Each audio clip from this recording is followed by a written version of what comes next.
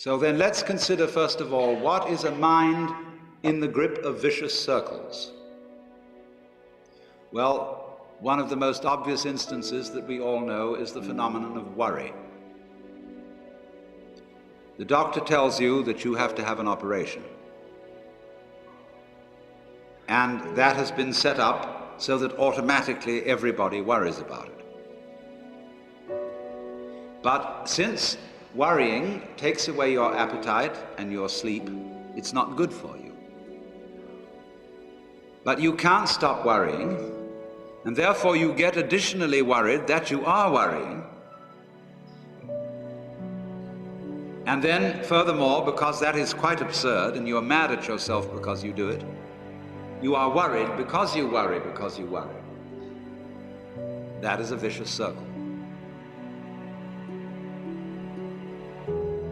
So now, can you allow your mind to be quiet?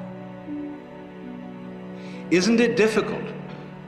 Because the mind seems to be like a monkey, jumping up and down and jabbering all the time. Once you've learned to think, you can't stop. And an enormous number of people devote their lives to keeping their minds busy and feel extremely uncomfortable with silence. When you're alone, nobody's saying anything, there's nothing to do. There's this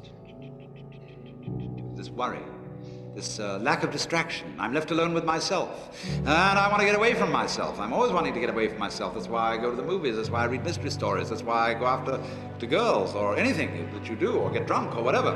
I don't want to be with myself. I feel queer. So, well, why do you want to run away from yourself? What's so bad about it? Why do you want to forget this? Why do you want to become yourself? Because you are addicted to thoughts. This is a drug, a real dangerous one. Compulsive thinking, going on and on and on and on and on all the time. It's a habit. So there's a difficulty about stopping that activity. And you really have to stop it if you want to be sane.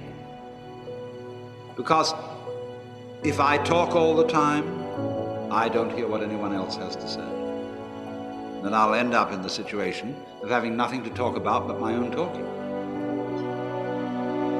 Or so in exactly the same way, if I think all the time, I won't have anything to think about except thoughts.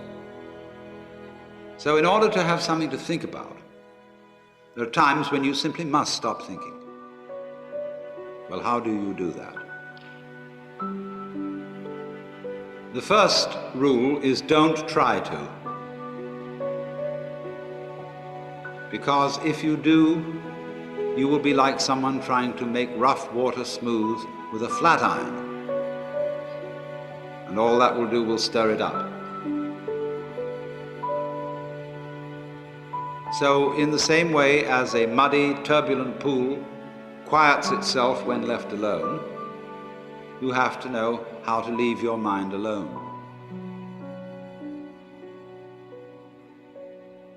It will quiet itself.